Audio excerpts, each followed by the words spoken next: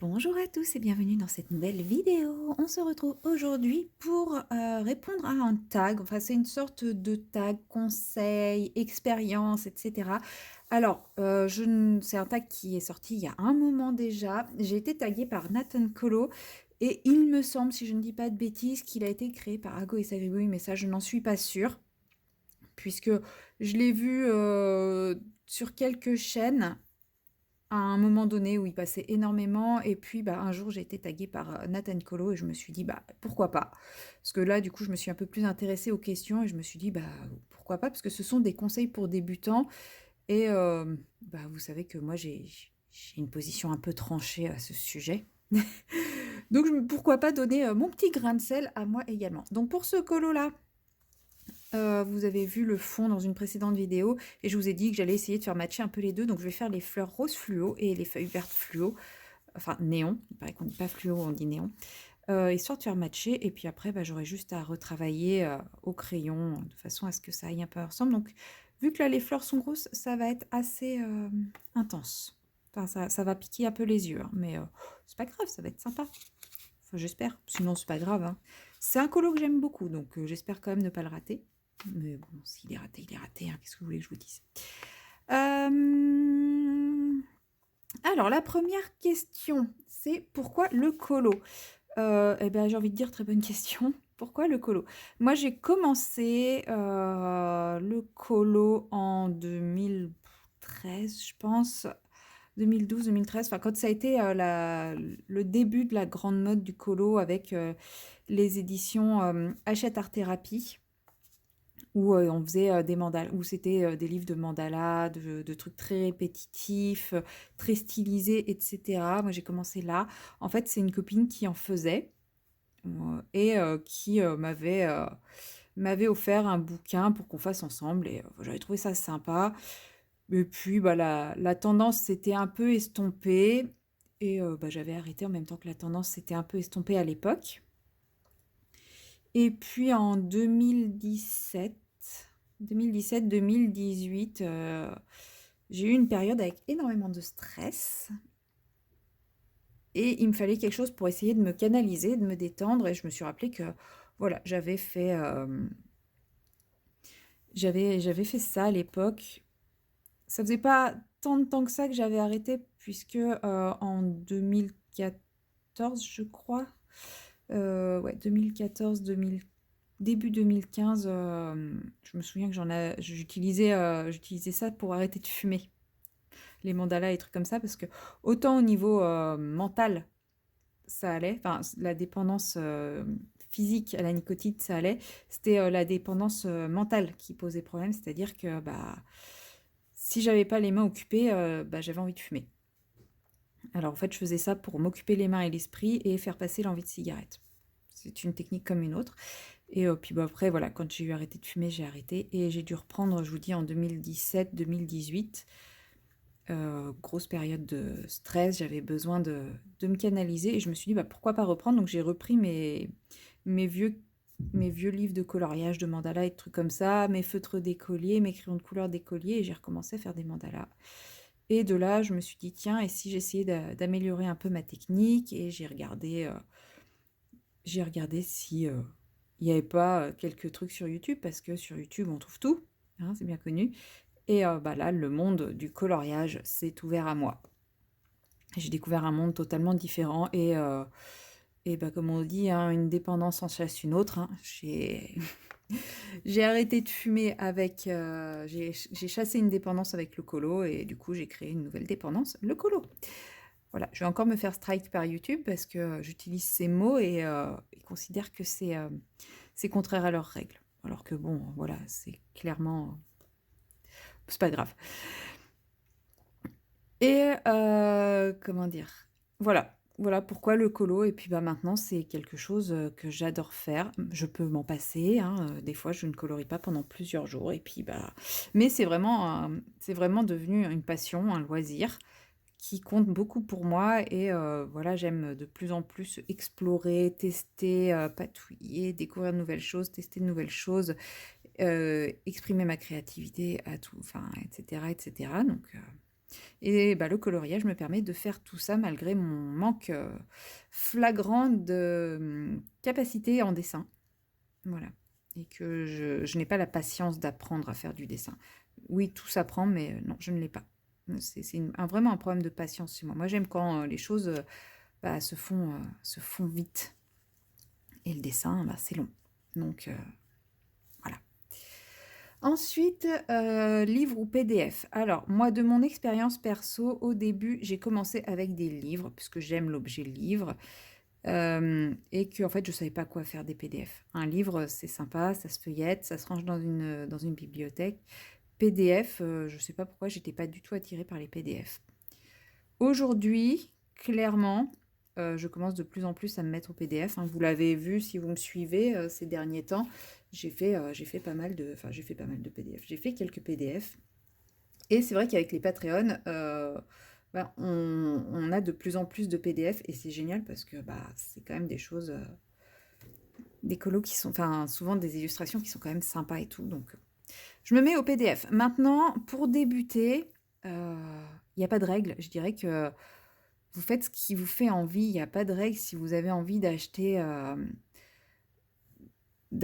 livre parce que vous aimez l'objet livre, bah, prenez un livre. Si vous avez envie de prendre des PDF parce que, c'est moins engageant, bah, prenez des PDF. Si vous avez envie de prendre des PDF parce que l'illustration qui vous fait envie, qui vous inspire, qui vous motive à aller sur PDF, bah, prenez un PDF. Enfin voilà, écoutez-vous, n'écoutez pas les autres, écoutez-vous. Vous allez voir, ça va souvent revenir, hein, parce que moi je pars du principe que quand on débute, bah, ce qu'il faut c'est être cohérent avec soi-même et avec ce qu'on aime et pas avec ce que les autres nous imposent, donc ça va revenir très, très souvent, le écoutez-vous et faites ce qui vous fait envie. Je spoil un peu, le le truc, mais j'y peux rien, c'est ma façon de penser les choses. Ensuite, quel crayon pour débuter? Là, bah, c'est pareil. Une fois encore, faites ce qui vous fait envie. Si vous avez envie de vous acheter une boîte de crayons de couleur à 300 balles parce que, ça vous fait envie, bah, j'ai envie de dire, faites-le, on est qui pour juger? Voilà.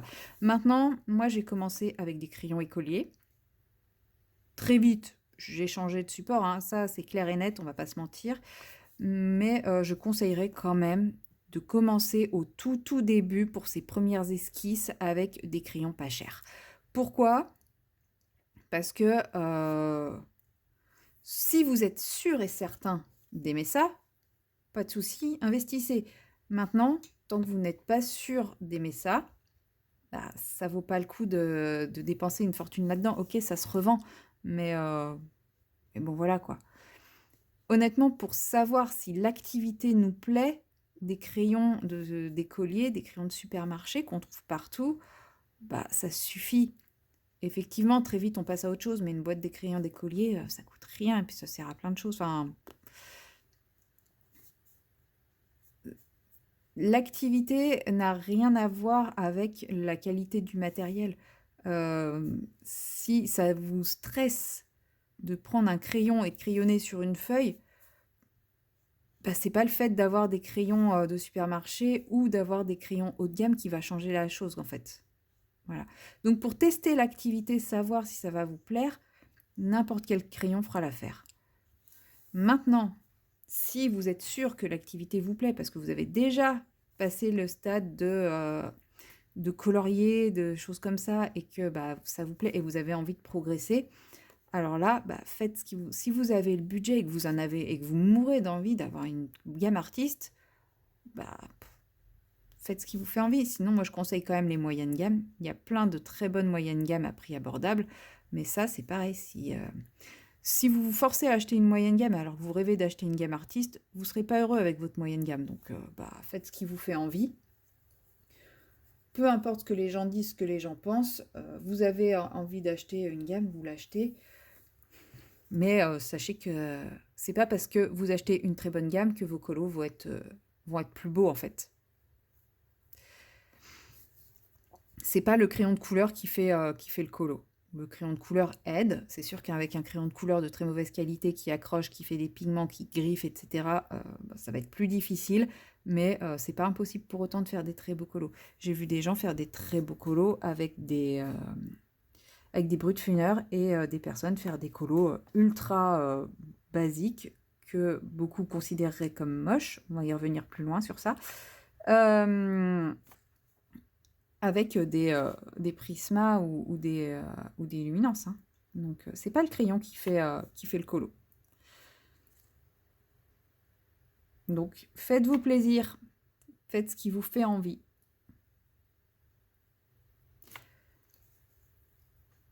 Quel médium pour les fonds? Bah, c'est comme tout dépend de vos capacités, hein.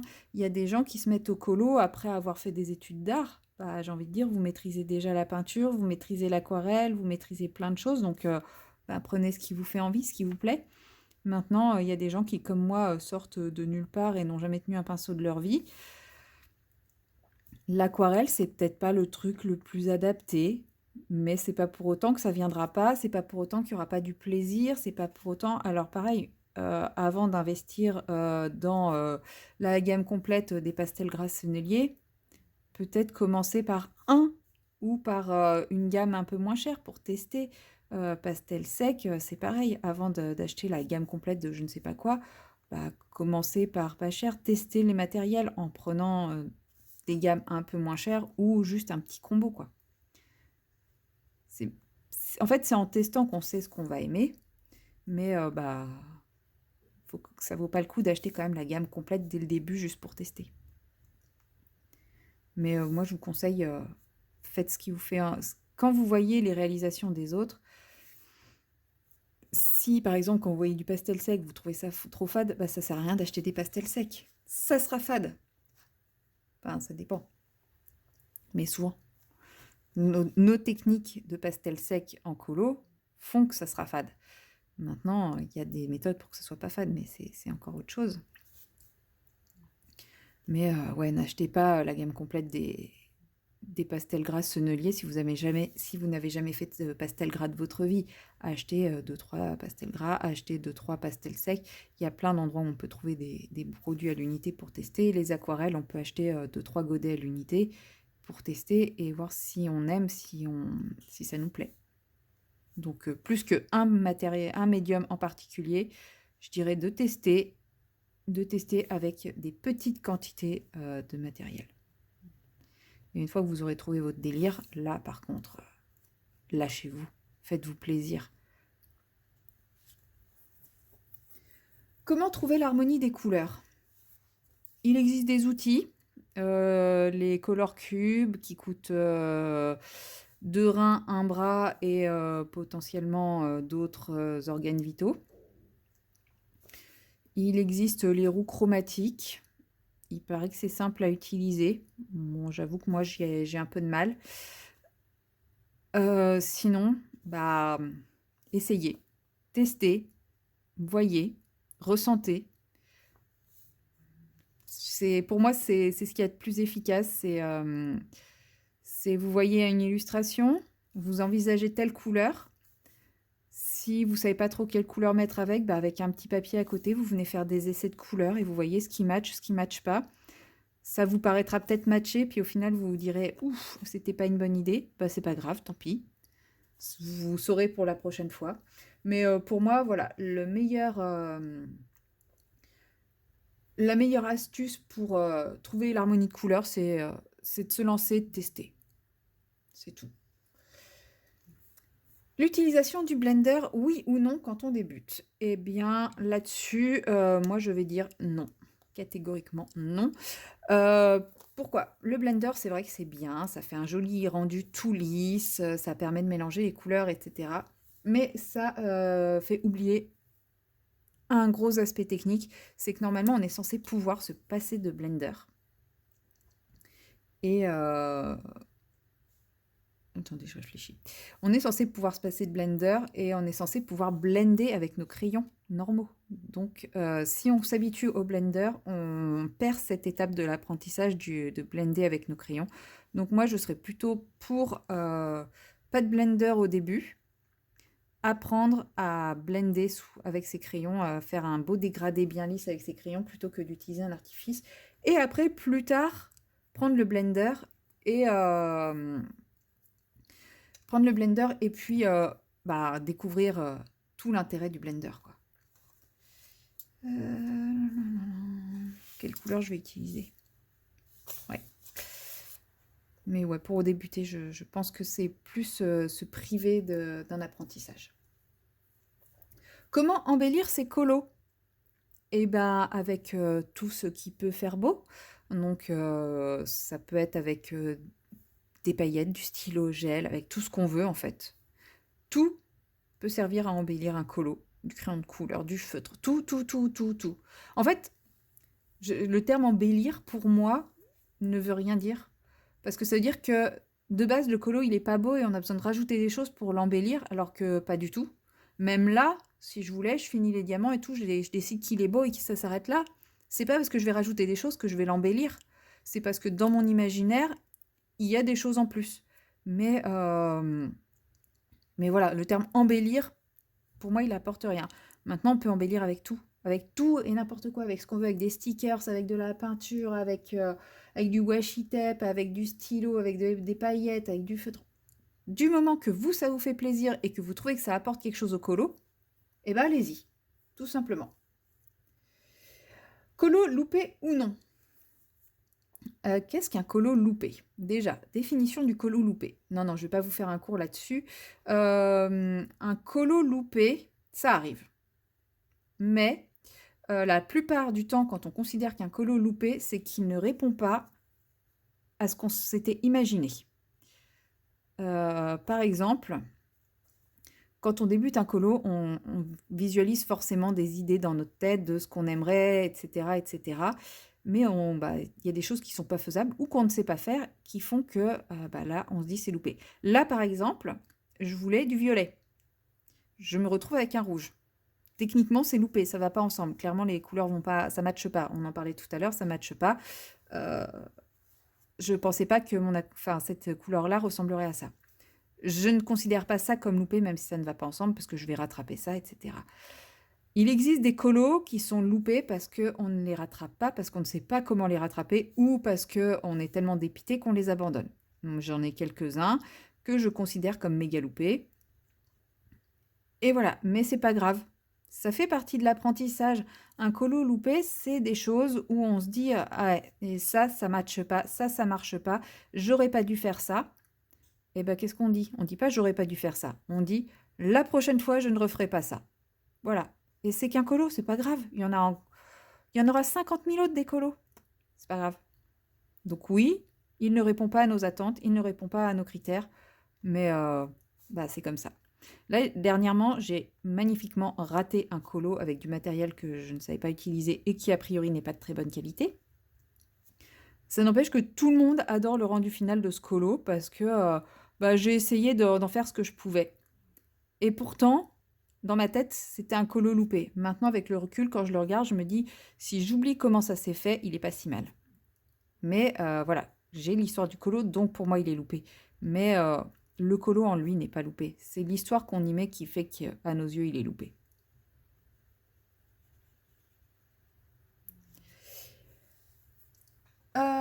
L'organisation du coin colo, il n'y a pas de conseil pour organiser son coin colo. Soyez à l'aise, ayez le matériel dont vous avez besoin à l'instant T à portée de main. Inutile de surcharger votre coin colo de matériel que vous n'utilisez pas régulièrement. Gardez ce que vous utilisez régulièrement le plus proche possible de vous et puis ayez suffisamment de place pour mettre votre support à colorier et puis le matériel dont vous avez besoin. Voilà.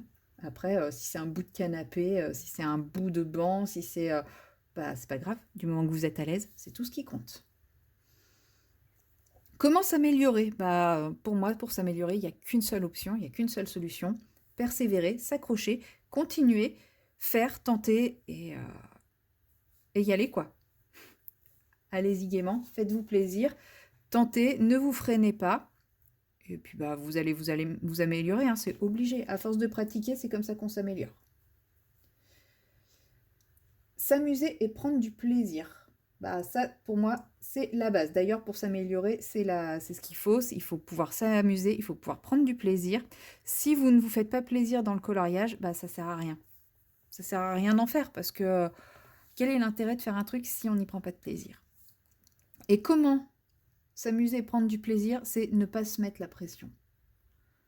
Ne surtout pas se mettre la pression. Les challenges, les défis, les concours, tout ça, c'est sympa, ça peut donner des idées. Quand on n'a pas d'idées, bah, ça peut aider à booster. Par exemple, on aime un livre, on ne sait pas quel colo choisir. Bah tiens, il y a tel challenge qui fait dans ce livre-là. L'illustration me plaît, bah, je vais suivre. Maintenant, si l'illustration vous plaît pas, le thème vous plaît pas, le truc vous plaît pas, bah vous forcez pas, ne vous forcez jamais à faire un colo qui vous plaît pas juste parce que il y a un thème, parce que il y a un groupe qui le fait, parce que si, parce que ça. Faites ce qui vous fait envie, choisissez les colos qui vous font envie. Si tout le monde vous dit qu'il faut colorier tel illustrateur ou tel illustrateur, mais que vous n'aimez pas cet illustrateur et vous aimez un illustrateur que personne n'aime, bah faites-vous plaisir, on s'en fout de ce que les autres pensent. Ce qui compte, c'est vous. Voilà, c'est pour s'amuser et se faire plaisir, en fait, il faut se détacher des autres et il faut faire pour soi avant tout. Et ça m'amène au dernier point qui est la colosphère. Il faut savoir que la colosphère n'est pas forcément un univers très bienveillant. Il y a beaucoup de personnes bienveillantes, mais il y a quelques personnes qui ne le sont pas, qui vont pas hésiter à vous dire que votre colo est moche parce qu'il ne correspond pas aux critères de beauté Instagram et compagnie. Mais c'est pas facile, mais il faut vraiment s'en détacher. Il faut réussir à prendre du recul, à se dire pourquoi je fais ça. Je fais ça pour avoir le maximum de vues, le maximum de likes, etc. Ou je fais ça pour passer un bon moment avec moi-même et mes crayons. À partir du moment où vous avez dépassé ce côté je fais ça pour le nombre de likes, le nombre de vues. Alors oui, c'est toujours flatteur d'avoir des likes et des vues, mais c'est pas grave. Enfin, ce qui compte, c'est ce que vous pensez du colo et pas ce que les autres en pensent. Il y aura toujours des gens méchants pour vous rabaisser, alors que ces personnes-là seront même pas capables de faire mieux. Sachez que la plupart des personnes mauvaises, c'est pas forcément des personnes qui sont douées. Je pense à certains noms de la colosphère qui font des choses absolument magnifiques. Ces personnes-là sont bienveillantes. Je les ai jamais vues dénigrer le travail de quelqu'un d'autre, enfin le colo de quelqu'un d'autre. Il y a d'autres personnes qui font des choses qui sont pourtant plus basiques, beaucoup moins travaillées et tout, qui se permettent de dire oh c'est moche en parlant du colo de quelqu'un d'autre. Comme quoi, voilà, c'est pas parce que votre colo ne plaît pas à quelqu'un qu'il faut vous bloquer par rapport à ça. On s'en fout des autres. Et ce qui compte, c'est vous et comment vous vous faites plaisir, vous. Donc, pour moi, la colosphère, c'est un truc positif, ça peut être motivant, encourageant, le partage, l'échange. La colosphère, ça peut vous aider à progresser aussi parce que c'est toujours bon de prendre à droite à gauche ce qu'un tel fait, ce que bidule fait, s'inspirer, échanger, etc. Mais ça peut être aussi un piège de vouloir absolument rentrer dans un groupe euh, pour se sentir accepté, etc. Ça peut avoir un effet négatif aussi. Par exemple, quand on débute, vouloir absolument rentrer dans tel groupe parce que c'est des personnes qui sont vachement populaires et tout, et si j'arrive à rentrer dans ce groupe, je vais devenir populaire. Non, ça marche pas ça. Et puis, vous ne serez pas forcément dans un groupe qui va matcher avec ce que vous êtes vous, et du coup, vous n'allez pas vous sentir à l'aise. Donc, faites votre petit bonhomme de chemin dans votre coin. Petit à petit, les choses vont se mettre en place. Vous allez créer vos affinités avec un tel. Vous allez trouver les personnes avec qui vous vous entendez bien, avec qui vous avez un peu la même vision des choses. Et voilà, faut pas chercher à brûler les étapes. Faut y aller petit à petit. Et ça va se faire naturellement. Et la colosphère, à partir du moment où on cherche pas les problèmes, on cherche pas à rentrer dans les problèmes des autres, à rentrer dans les clashs, les machins, les trucs, elle est plutôt bienveillante. Maintenant, comme partout, il y a des gens qui ne sont pas bienveillants, mais ceux-là, faut les ignorer, faut les laisser dans leur coin, faut pas chercher à leur répondre, faut pas chercher à se mêler de leurs histoires. Et puis, voilà, faut kiffer son colo, faut kiffer son colo pour soi, faut kiffer sa technique, sa pratique pour soi. Et puis, à partir de là, il ne peut y avoir que du bon. Voilà. Donc, moi, pour ce tag, je ne vais taguer personne parce il est très très vieux, donc je pense que beaucoup de gens l'ont fait, même si je n'ai pas vu les vidéos. Si ce thème vous intéresse, Eh bien, n'hésitez pas à et que vous ne l'avez pas fait, hein, n'hésitez pas à le reprendre et à donner votre avis. Franchement, ce sera avec plaisir que j'irai voir, vous me taguez comme ça je verrai la vidéo et ça sera avec grand plaisir que je verrai votre vision, des conseils pour, les débutants en colo et puis, bah, moi, je vous dis à très bientôt dans la prochaine vidéo.